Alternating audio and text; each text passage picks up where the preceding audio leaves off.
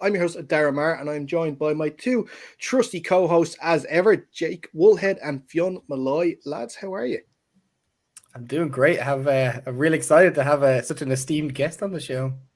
Yeah, absolutely buzzing. Can't wait.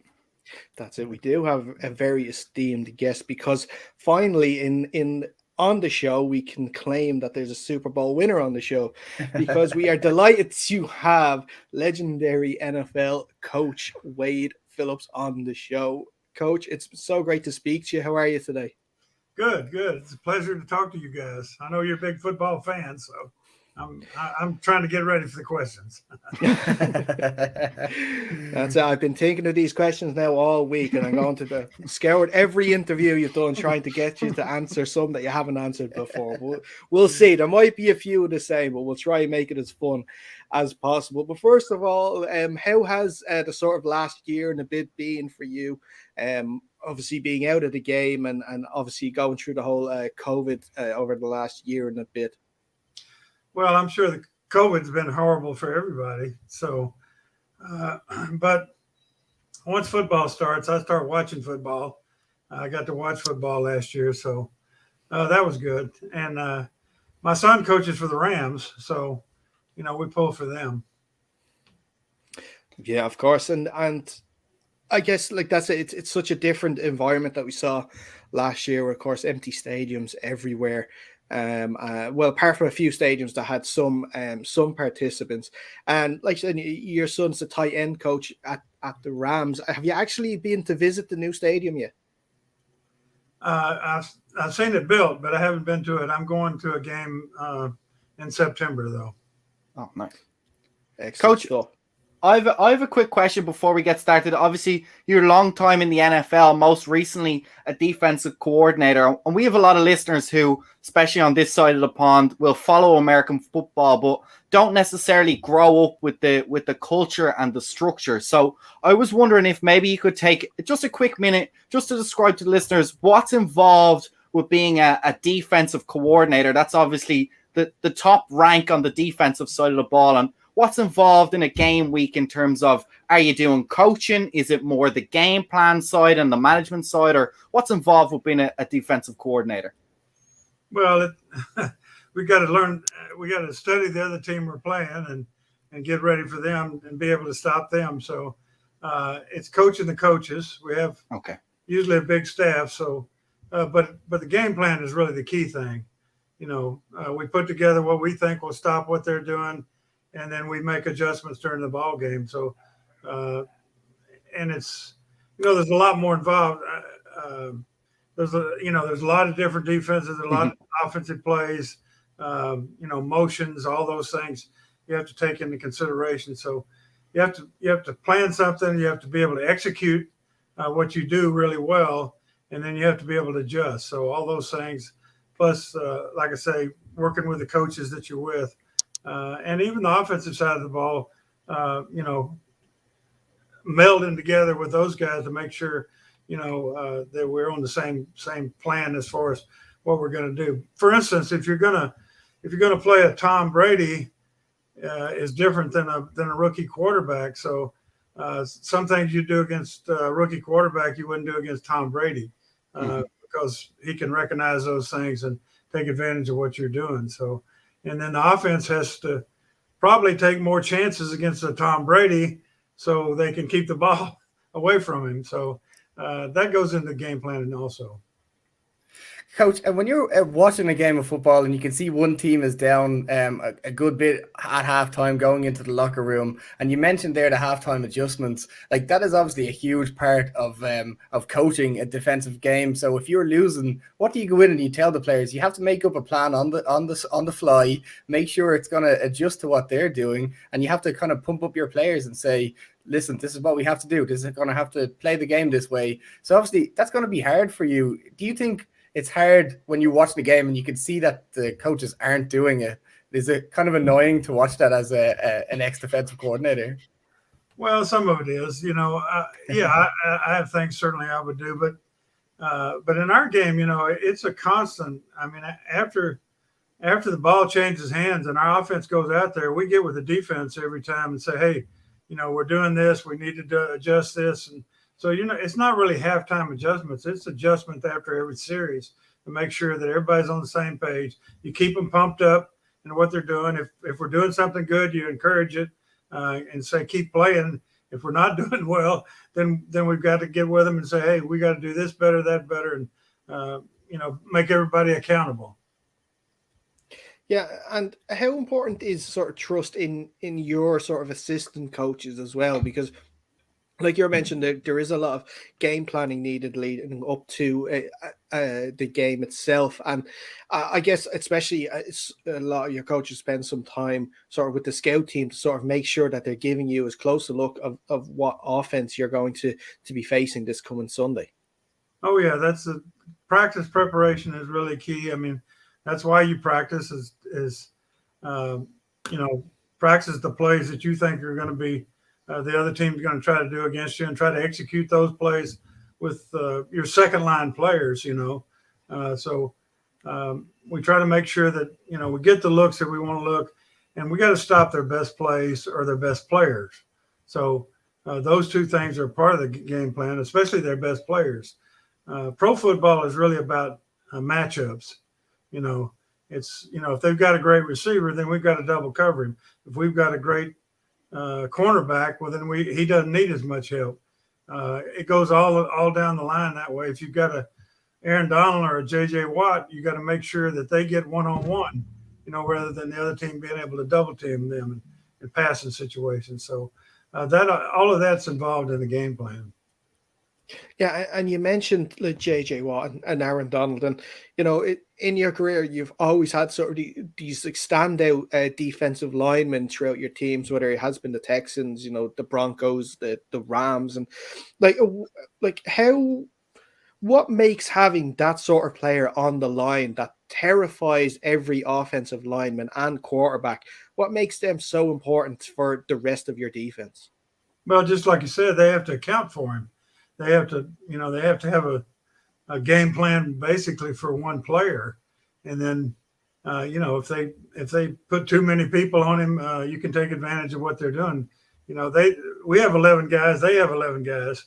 So if they put, two of theirs on one of ours, then we have somebody basically that can get free. So we have to take advantage of that if they try to do that. Coach, Darren named off some fantastic talents there. Obviously, we see the Lombardi Trophy there in the background and the Broncos hats. That defense had some fantastic players, including Von Miller on the line. One question I really want to ask you was, these superstar players are always known for their preparation and their work ethic and staying long and training hard. Do you find that they keep that rhythm as they get through the playoffs and into the Super Bowl, or do they ramp it up and change anything as they get to these really, really meaningful games? I think those kind of guys play their best every game, but we tell everybody when you get to the playoffs, it's another level, which is try to get everybody to focus and concentrate better. And those kind of people do it every game. So you try to get the rest of the guys to go along with them, and that helps. But Von Miller and DeMarcus Ware and those guys, they were really something. They were a great group for us, and that's why we had that trophy back there. So just actually speak while we're on the subject of the Broncos, and your second stint, which of course resulted in the Super Bowl 50 win, but while researching today, I came across a story that actually you came close to not getting the job as defensive coordinator there with Gary Kubiak. It was actually Vance Joseph, I believe, who was first choice. Is that correct? Yeah, that's right. They were trying to get Vance out of his contract in Cincinnati. Cincinnati wouldn't let him go, and so I ended up being the second choice. But we did pretty well.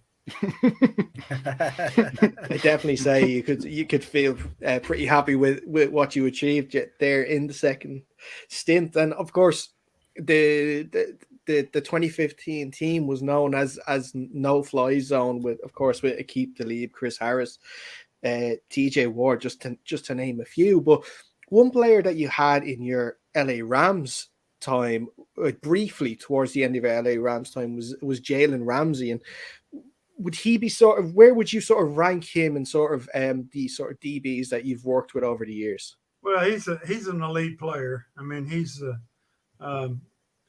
Talib and Harris were both great players too. We had two of them. So, but Jalen's a big, strong, fast guy. You know, he's one of the bigger corners I've ever had, but really with great ability and a great competitor. You know, it's not just how they play; it's how they compete every play. But sometimes you'll get beat, especially a cornerback. But he doesn't let anything bother him, and he plays to a high level all the time. And you could put him on their best receiver and shut down their best receiver by himself. So that's the answer for a great cornerback, if he can shut down a great receiver without any help. Yeah, it's definitely great, Coach, having a great player such as Jalen Ramsey or Aqib Talib like that. I wanted to ask you, have you got one player that you just loved coaching? This guy, like, take every word you took as gospel. His training was exceptional, like, you know, kind of that sort of stuff. Well, I have a whole bunch of guys that I've coached that are in the Hall of Fame, so a lot of them are really good.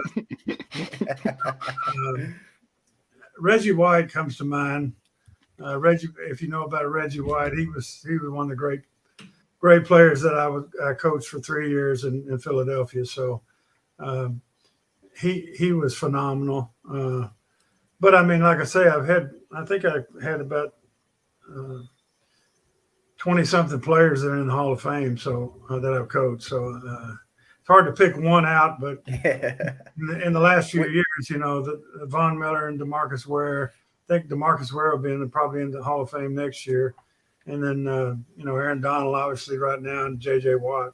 So those guys right now. But, you know, I coached Ricky Jackson. I coached way back with the Houston Oilers. I coached 3 guys that are in the Hall of Fame. So I've been lucky to be with a lot of good players. What would you say makes the big difference between an elite talent player, aside from just pure talent, and just kind of your average run-of-the-mill journeyman player? Character.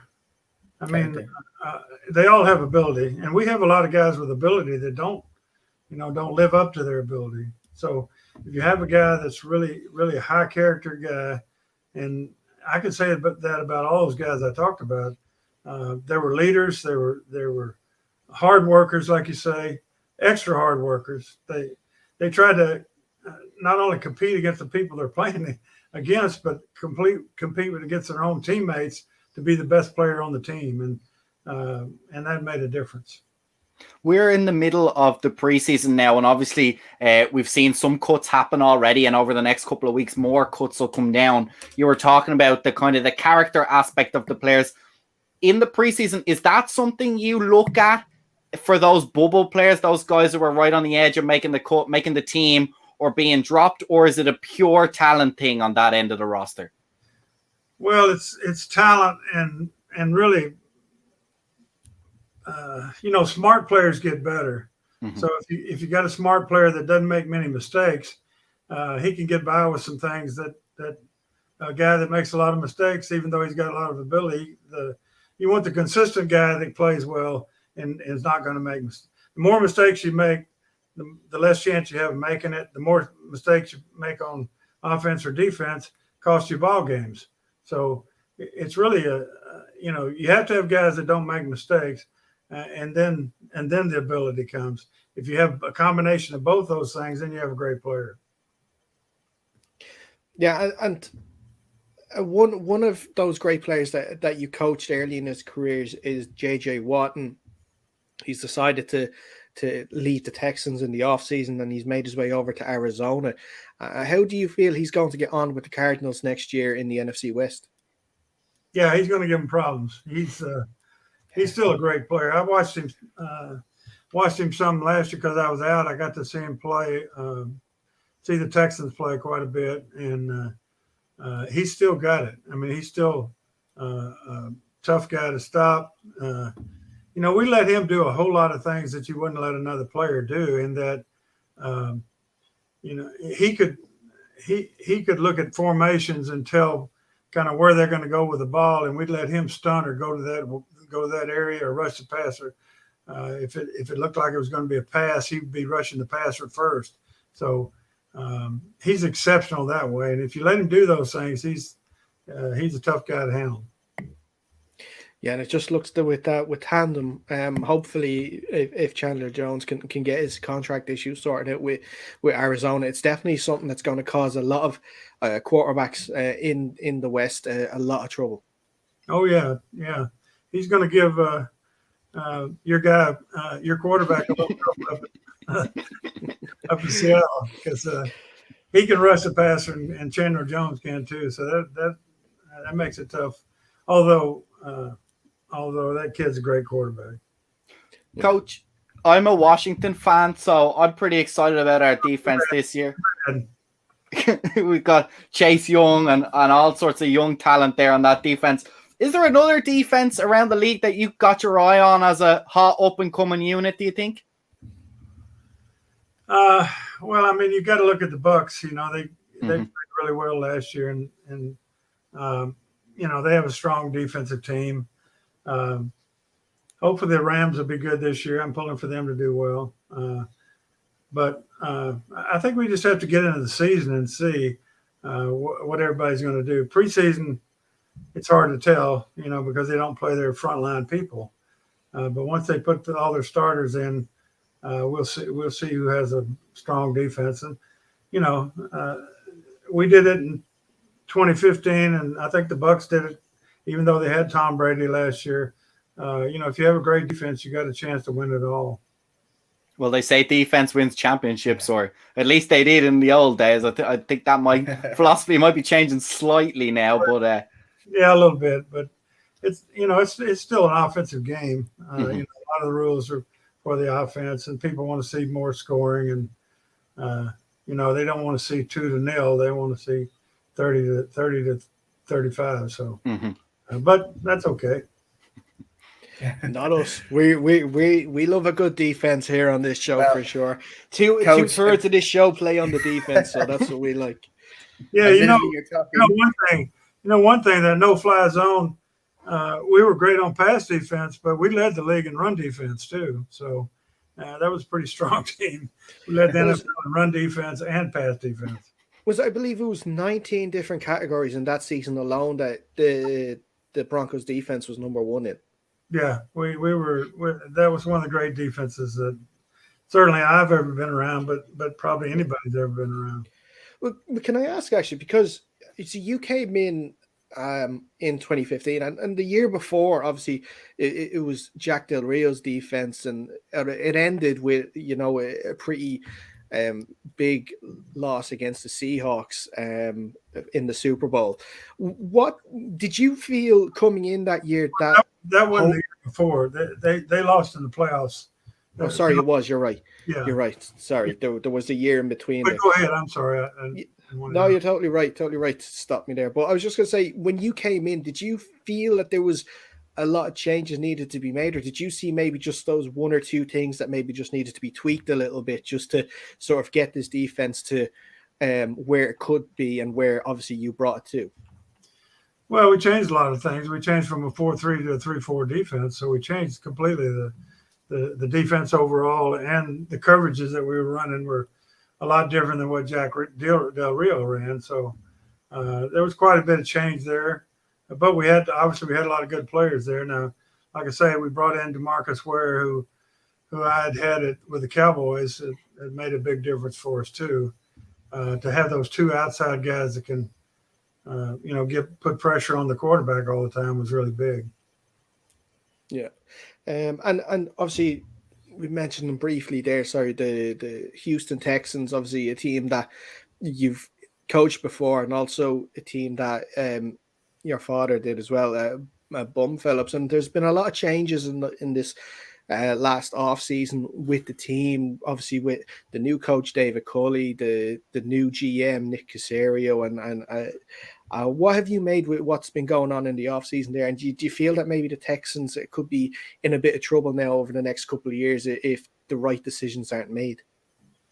Yeah, I'm worried about him overall. I mean, obviously with the quarterback situation, still not knowing what's going to happen there, because he's a a really talented young quarterback.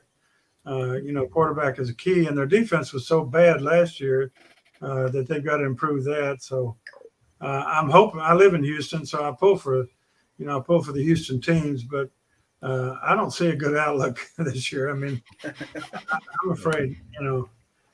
I'm afraid they're going to have a real tough year. They're in a pretty good division that it doesn't look like they can compete in. So we'll see. And I could be wrong, obviously. And just looking then at the sort of the draft class this year, is there any sort of defensive players you've gotten your eye on? Obviously, with teams that you've coached before, like the Broncos have picked up, Patrick Surtain, the Broncos have picked up Patrick Surtain, the Cowboys have picked up the likes of Micah Parsons. Is there any sort of player that you see in there that you like the look of so far? Well, Surtain already intercepted the pass for a touchdown in the game, so that's pretty impressive. And I coached against his dad, who was a really great player too. So looked like he's following in his father's footsteps, which I know something about. So, so it's pretty neat that he's doing that.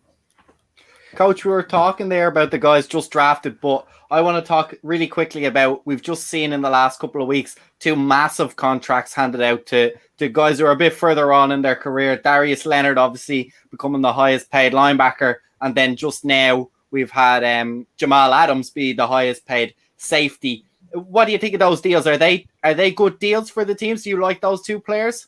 Oh yeah, anytime you have a great player, you got to try to keep them. Whatever it costs. But the thing that's going through the roof, obviously, is quarterbacks.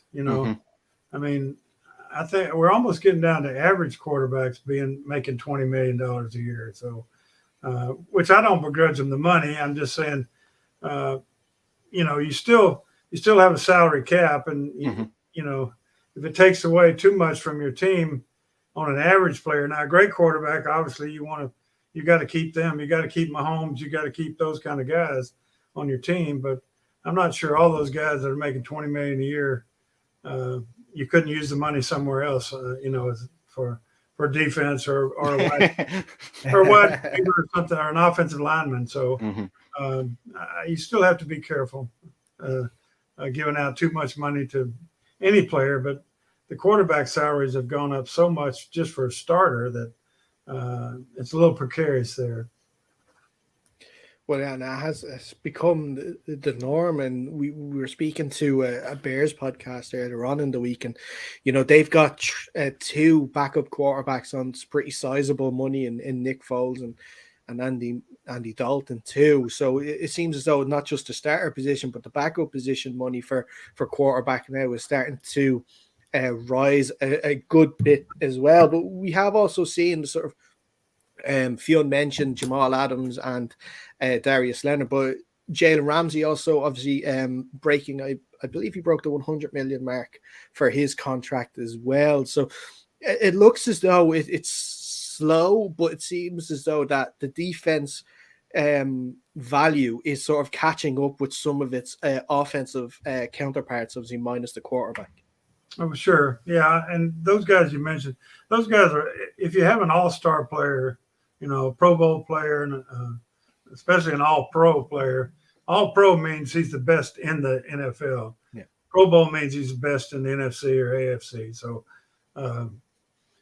if you got an all-pro player, man, you got to keep them, offense or defense, whatever they are, because they're hard to find, especially guys that are of that caliber. So, and then you can build around those people, whatever position they play, you can build around them and be really strong in that area. So, it's still about getting talent, great talent, and then utilizing it. In your experience, would you favor a certain position to load up with more experience, and then maybe have some, maybe rookies or some more sort of inexperienced people around them? So sort of say, for example, maybe the D-line or the linebacker position.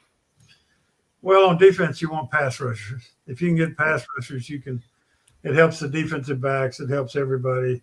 And pass rushers, I say, I mean, a really great pass rusher is really a great run player too, because they penetrate and get in the backfield a lot. So, so some of those guys I talked about already, those guys are difference makers, not only for the defensive line but also for the passing game and the running game. So, it's still up front that counts on defense. Coach, I just have one quick question for you there. So after you win a Super Bowl, what do you do? What do you do immediately after winning the Super Bowl? Well, we went to a party. We partied all night. Why not?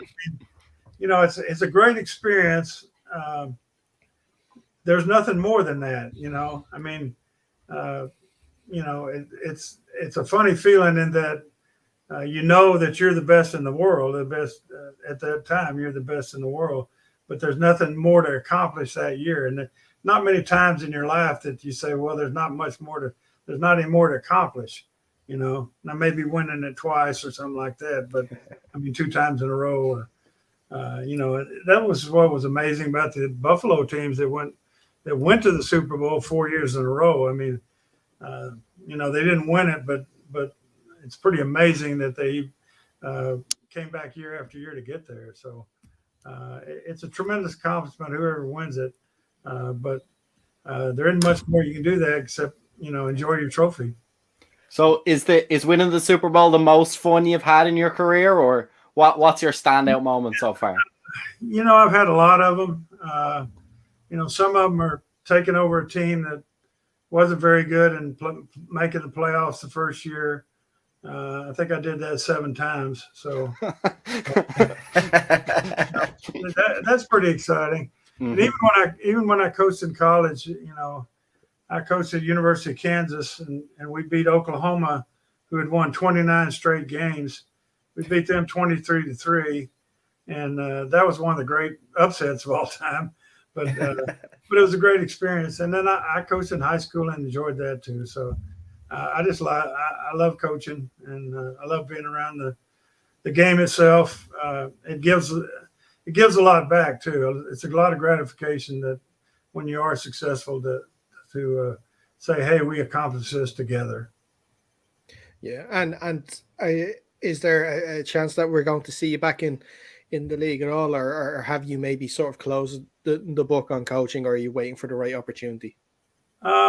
Well, if somebody comes out there with the right thing, I might go back, but I'm out right now, kind of enjoying life. But I still watch the games, the pro games, and here in Houston, I went to University of Houston, so I watched their college and Rice University also. So I'm still involved in at least watching football around or being around it. I'm sure if someone comes in with that quarterback money, it's tough to say no to that. Well, yeah, I don't think coaches don't get quarterback. Head coaches don't get quarterback money. So. Well, with some of the defenses you've had, Coach, I think definitely you'll be in with a shout of getting some of that quarterback money for sure. But one last question before we let you go. I was watching a piece that you did with Rich Eisen a couple of years ago, and you mentioned that you take your Super Bowl ring out to the movies every now and again. Are you still doing that?